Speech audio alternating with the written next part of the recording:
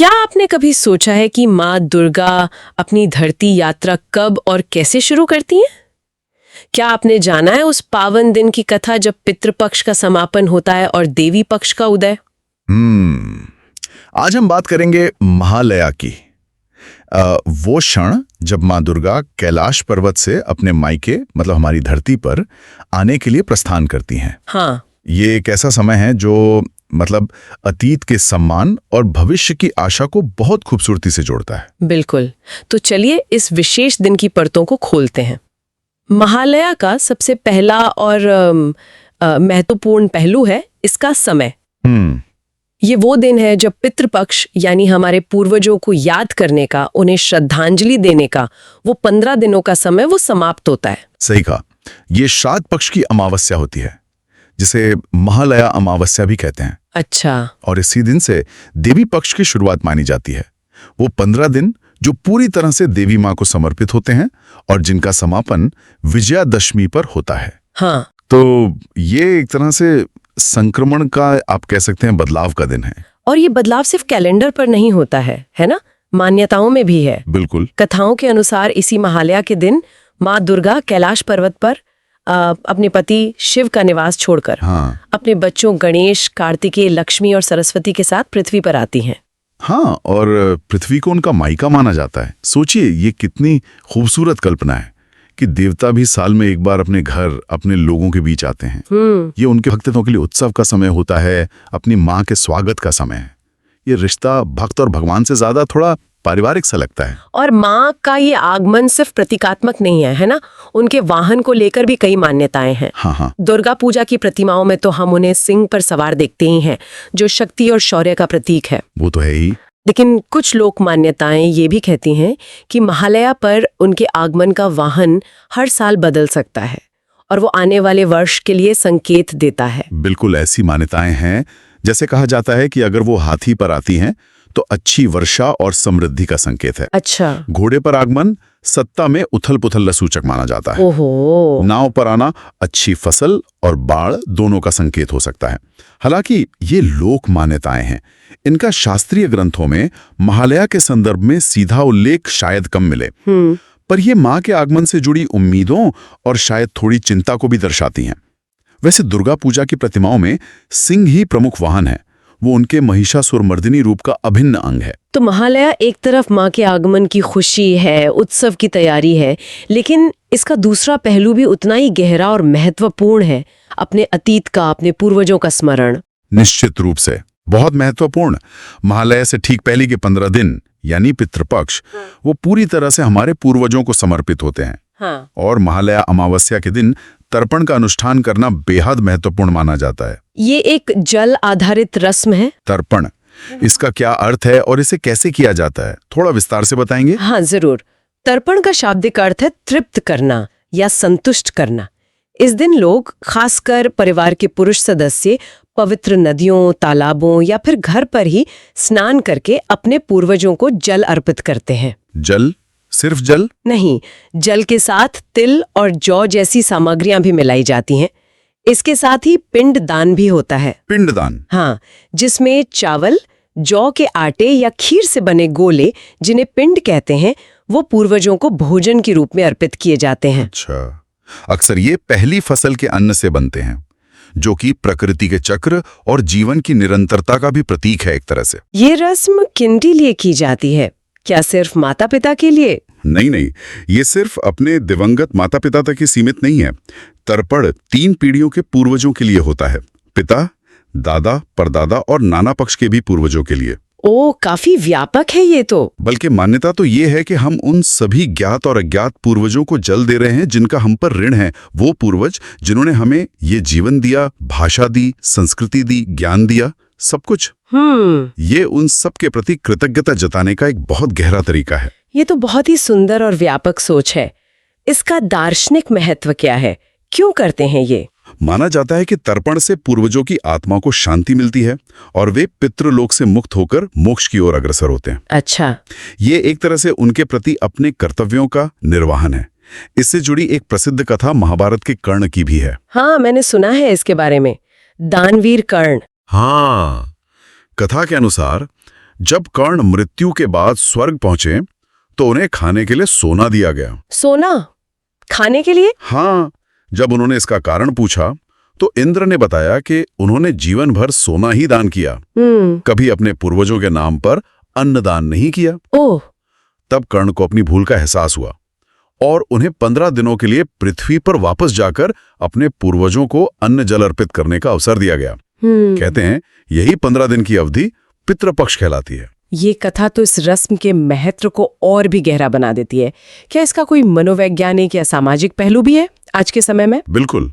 अगर हम इसे आधुनिक दृष्टिकोण से देखें तो हमारे पूर्वज, भले ही हम उन्हें व्यक्तिगत रूप से न जानते हों, उनके जीवन के अनुभव, उनके संस्कार, उनकी स्मृतियां कहीं न कहीं हमारे डीएनए में, हमारी परवरिश में, हमारे अवचेतन मन में मौजूद रहती हैं।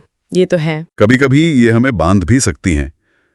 तर्पण जैसी रस्में हमें प्रतीकात्मक रूप से उस अतीत के ऋण से, उन बंधना से मुक्त होने का अवसर देती हैं। अच्छा। ये अतीत का सम्मान करते हुए उससे एक स्वस्थ दूरी बनाकर वर्तमान में पूरी तरह से जीने और भविष्य की ओर देखने में मदद करती हैं। ये एक तरह की मानसिक शुद्धि भी है। तो ये कितना अद्भुत संतुलन है, अतीत का सम्मान और भविष्य का स्वागत एक ही दिन। जहाँ तर्पण पूर्वजों के प्रति स्मरण और कृतज्ञता है, वहीं महालया देवी माँ के आगमन का आह्वान भी है। सही कहा, स्मरण से आह्वान की ओर एक सहज प्रवाह। और ये आह्वान सिर्फ मन में नहीं होता, इसकी एक बहुत जीवंत और गूंजती हुई अभिव्यक्ति है जो दशकों से चली आ रही है। आप उस प्रतिष्ठित रेडियो प्रसारण की बात कर रहे हैं ना, महिषासुर मर्दिनी? हाँ बिल्कुल, वही। ऑल इंडिया रेडियो कलकत्ता से हर साल महालया की सुबह ठीक 4 बजे प्रसारित होने वाला ये कार्यक्रम। 4 बजे सुबह? हाँ, ये सिर्फ एक रेडियो कार्यक्रम नहीं बल्कि बंगाल और बंगाली समुदाय के लिए ये दुर्गा पूजा की शुरुआत का पर्याय बन गया है। एक सांस्कृतिक धरोहर है ये। और बीरेंद्र कृष्ण भद्र की आवाज, कहते हैं उनकी आवाज में ऐसा जादू है कि आज भी लोग भोर में उठकर इसे सुनने का इंतजार करते हैं। सचमुच, बीरेंद्र कृष्ण भद्र की वो गूंजती हुई गहरी आवाज, संस्कृत श्लोकों का उनका पाठ और बीच बीच में बांग्ला में कथा वाचन, वो माहौल ही कुछ ऐसा बना देते हैं कि लगता है साक्षात देवी का आह्वान हो रहा है। 1930 के दशक में शुरू हुआ ये 1.5 घंटे का कार्यक्रम आज भी उतना ही प्रासंगिक और लोकप्रिय है। क्या होता है इस कार्यक्रम में? इसमें चंडी पाठ होता है, मतलब देवी महात्म्यम के श्लोक होते हैं। देवी दुर्गा द्वारा महिषासुर के वध की कथा होती है और भक्ति गीत होते हैं। इसकी रचना बानी कुमार ने की थी और संगीत पंकज मल्लिक का था। बहुत ही अद्भुत संयोजन है। वो प्रसिद्ध स्तोत्र आई गिरिनंदिनी नंदित मेदिनी भी इसी का हिस्सा है ना? हाँ, महिषासुरम मर्दिनी स्तोत्रम इसका एक बहुत महत्वपूर्ण हिस्सा है। ये स्तोत्र सुनते ही दुर्गा पूजा का एहसास होने लगता है ना? बिल्कुल। सोचिए, तकनीक के इस युग में भी एक पुरानी रेडियो रिकॉर्डिंग का ऐसा प्रभाव, ये पीढ़ियों को जोड़ता है। दादा दादी ने सुना, माता पिता ने सुना और आज की पीढ़ी भी से सुनती है।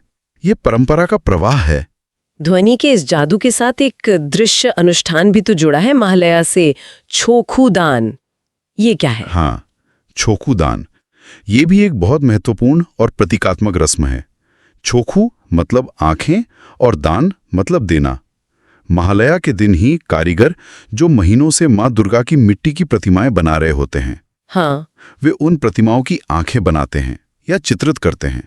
अच्छा, उसी दिन। इसका क्या महत्व है?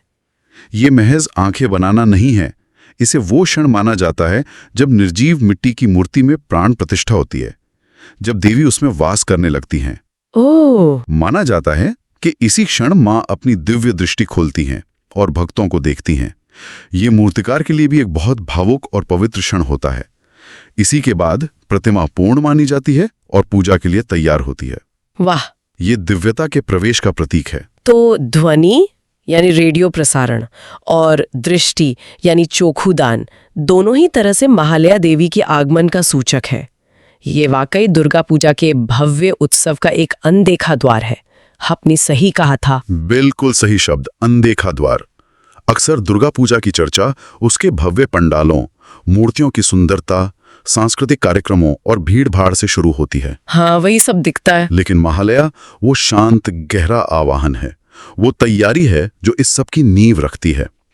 ये उस उत्सव के शोर से पहले की स्थिरता है, माँ का अपने मायके में पहला कदम रखने जैसा है। इसका भावनात्मक सार क्या है? हम क्यों करते हैं यह आवाहन?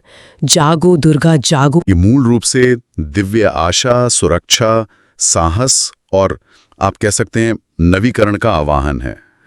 जब हम कहते हैं जागो दुर्गा जागो, तो हम सिर्फ एक देवी को नहीं जगा रहे होते हैं, हम अपने अंदर की शक्ति को, अच्छाई को, अंधकार से लड़ने की हिम्मत को जगा रहे होते हैं। माँ दुर्गा महिषासुर मर्दिनी है, बुराई का नाश करने वाली। उनका आह्वान करके हम अपने जीवन से, समाज से नकारात्मकता, अन्याय और भय को दूर करने की प्रार्थना करते हैं। और उनके आगमन के साथ एक वादा भी जुड़ा होता है शायद। हाँ, एक वादा कि अंधकार चाहे कितना भी घना हो, प्रकाश की विजय होगी। बुराई चाहे कितनी भी शक्तिशाली लगे, अंत में अच्छाई और धर्म की जीत होगी। सही। माँ का आगमन अपने साथ यही आश्वासन लाता है, करुणा, शक्ति और न्याय का आश्वासन। ये एक तरह से साल भर की मुश्किलों के बाद एक नई ऊर्जा और सकारात्मकता का संचार करता है। इस समय का संबंध कृषि और फसल से भी है ना? आपने पिंडदान में भी जिक्र किया था। हाँ, भारत एक कृषि प्रधान देश रहा है और हमारे कई त्योहार फसल चक्र से जुड़े हैं। ये समय अक्सर नई फसलों के आने का भी होता है, खासकर धान की फसल का। अच्छा। परंपरा के अनुसार फसल का पहला हिस्सा पहले पूर्वजों को तर्पण और पिंडदान में अर्पित किया जाता है और फिर देवी माँ को भोग लगाया जाता है। ये प्रकृति, पूर्वजों और दिव्यता के प्रति सम्मान और कृतज्ञता के एक सुंदर चक्र है। ये दिखाता है कि हमारा जीवन कैसे इन सभी से जुड़ा हुआ है। तो महालया सिर्फ एक धार्मिक दिन नहीं, ये जीवन के कई पहलुओं को समेटे हुए है। अतीत का सम्मान, भविष्य की आशा, प्रकृति का चक्र, बुराई पर अच्छाई की जीत का विश्वास और सबसे बढ़कर दिव्य स्त्री शक्ति का आवाहन। एकदम सही कहा। ये कई परतों वाला प्रतीक है। ये हमें याद दिलाता है कि हम अकेले नहीं हैं। हमारे साथ हमारे पूर्वजों का आशीर्वाद है और देवी माँ की शक्ति है। दुर्गा पूजा सिर्फ मूर्ति पूजा नहीं है, ये नारी शक्ति का, स्त्रीत्व की उस ऊर्जा का उत्सव है जो सृजन भी करती है और संहार भी। अन्याय का संहार। हाँ। महालया इस पूरे उत्सव की आध्यात्मिक और भावनात्मक नींव रखता है। और ये उत्सव सिर्फ बंगाल तक ही सीमित नहीं है, जैसा कि अक्सर समझा जाता है। बिल्कुल नहीं। हालांकि महालया और दुर्गा पूजा का बंगाल में एक विशेष सांस्कृतिक और भावनात्मक महत्व है। इसे पूरे भारत में मनाया जाता है। कहाँ? ओडिशा, असम, बिहार, झारखंड, त्रिपुरा जैसे पूर्वी और पूर्वोत्तर राज्यों में तो इसकी बहुत धूम होती है। दक्षिण भारत में भी नवरात्रि के रूप में देवी की उपासना होती है। अच्छा। और सिर्फ भारत ही क्यों, नेपाल, बांग्लादेश और दुनिया भर में जहां भी भारतीय, खासकर बंगाली समुदाय के लोग बसे हैं, वहां ये परंपरा पूरी श्रद्धा और उत्साह से जीवित है। मनाने के तरीकों में भी जरूर विविधता होगी। हाँ बिल्कुल, विविधता तो भारत की पहचान है। लोग सुबह उठकर तर्पण करते हैं। कई घरों में आज भी रेडियो पर महिषासुर मर्दिनी सुनने की परंपरा है। हाँ। पूजा पंडालों की तैयारियां जोरों पर शुरू हो जाती हैं। पूजा की विधियां भी अलग अलग होती हैं। कहीं शुद्ध वैदिक मंत्रों से पूजा होती है, कहीं पौराणिक कथाओं के आधार पर विस्तृत पूजा होती है, कहीं तांत्रिक परंपराओं का प्रभाव दिखता है, तो कहीं इन सब का मिलाजुला रूप होता है। घरों में कलश स्थापना होती है, देवी पाठ होता है। और आज के समय में खासकर बड़े शहरों में दुर्गा पूजा का स्वरूप भी काफी बदला है। क्यों? हाँ, काफी हद तक। खासकर कलकत्ता में दुर्गा पूजा अब सिर्फ एक धार्मिक त्योहार नहीं रह गया है। ये एक विशाल सांस्कृतिक महोत्सव, एक आर्ट फेस्टिवल बन गया है। पंडाल सिर्फ पूजा के स्थान नहीं बल्कि कलात्मक अभिव्यक्ति के मंच बन गए हैं। आप उन थीम आधारित पंडालों की बात कर रहे हैं? हाँ वही। हर साल पंडालों की अलग अलग थीम होती है। कभी किसी प्रसिद्ध मंदिर या ऐतिहासिक इमारत की प्रतिकृति बनाई जाती है, तो कभी समकालीन सामाजिक मुद्दों जैसे पर्यावरण संरक्षण, महिला सशक्तिकरण, सांप्रदायिक सौहार्द या कारीगरों की दशा को कलात्मक रूप से दर्शाया जाता है। अच्छा। यहाँ तक कि राष्ट्रीय और अंतर्राष्ट्रीय घटनाओं की झलक भी इन पंडालों में देखने को मिल जाती है। ये समाज का दर्पण बन जाते हैं एक तरह से। इसमें कॉर्पोरेट जगत की भी भूमिका बड़ी है, ऐसा लगता है? निश्चित रूप से। बड़े बड़े कॉर्पोरेट ब्रांड इसे प्रायोजित करते हैं। बड़े बजट होते हैं, प्रतिस्पर्धा होती है कि किसका पंडाल सबसे भव्य और रचनात्मक है। ये एक तरह से समावेशी भी है, जहां धर्म, जाति, वर्ग के भेद मिट जाते हैं और लाखों लोग एक साथ आकर कला, संस्कृति और उत्सव का आनंद लेते हैं। हालांकि कुछ लोग मानते हैं कि इस बढ़ते व्यवसायीकरण और प्रतिस्पर्धा ने पूजा के मूल आध्यात्मिक तत्वों को कुछ हद तक कम किया है। पर इसकी सांस्कृतिक महत्ता तो निर्विवाद है। यूनेस्को ने भी इसे मान्यता दी है ना? बिल्कुल। 2021 में यूनेस्को ने कोलकाता की दुर्गा पूजा को मानवता की अमूर्त सांस्कृतिक विरासत यानी intangible cultural heritage of humanity की सूची में शामिल किया। ये इसकी वैश्विक सांस्कृतिक पहचान और महत्व को दर्शाता है। इस पूरे उत्सव और महालया की परंपरा में हमारे अपने जीवन के लिए भी कोई संदेश छिपा है, कुछ सीखने लायक? मुझे लगता है सबसे बड़ा सबक यही है जो महालया के मूल में है, संतुलन। संतुलन। हाँ, अतीत का सम्मान करना, अपनी जड़ों को याद रखना, लेकिन साथ ही नई शुरुआत का, बदलाव का, भविष्य की संभावनाओं का खुली दिल से स्वागत करना। जैसे महालया पितृपक्ष के समापन और देवी पक्ष के आरंभ का संगम है, वैसे ही जीवन में भी हमें अपने अनुभवों से सीखते हुए, अतीत को बोझ न बनने देते हुए नई ऊर्जा के साथ आगे बढ़ना चाहिए। ये बहुत प्रेरणादायक विचार है कि हर अंत में एक नई शुरुआत छुपी होती है। हाँ बिल्कुल, पितृपक्ष का अंत होता है तो देवी पक्ष का प्रकाश आता है, अंधकार के जाने का स्मरण होता है तो प्रकाश के आगमन का उत्सव मनता है। सही। इसे हमें सिखाता है कि जीवन में भी कठिनाइयों का दौर, दुख या निराशा का अंधकार स्थायी नहीं होता।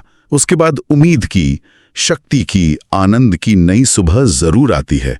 बस जरूरत है उस विश्वास को बनाए रखने की और उस नई शुरुआत का आह्वान करने की, जैसे हम महालया पर माँ दुर्गा का आह्वान करते हैं। क्या आपने कभी अपने जीवन में ऐसा क्षण महसूस किया है जब किसी चुनौती या कठिनाई के अंत के बाद एक नई रोशनी, एक नई ऊर्जा और दिशा का अनुभव हुआ हो? ये महालया शायद हमें उन्हीं क्षणों को पहचानने और उनका स्वागत करने की प्रेरणा देता है। इसी विचार के साथ आइए हम सब मिलकर उस दिव्य शक्ति को नमन करें जो हम सब में व्याप्त है।